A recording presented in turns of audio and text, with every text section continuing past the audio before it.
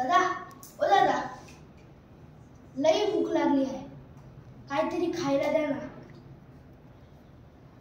नग नग पैक नग मला, जेवाय दिलं तर लई उपकार होतील.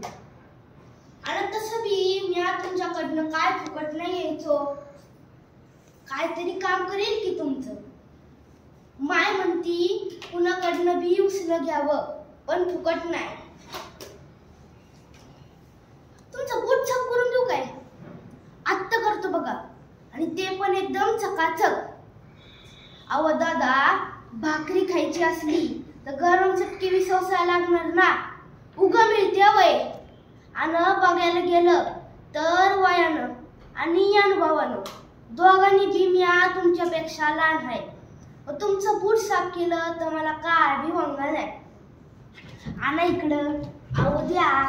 कष्ट करायला भ्या कुणाचं, चोरीला वडे तर नाही करत ना. धन्यवाद. अरे वा.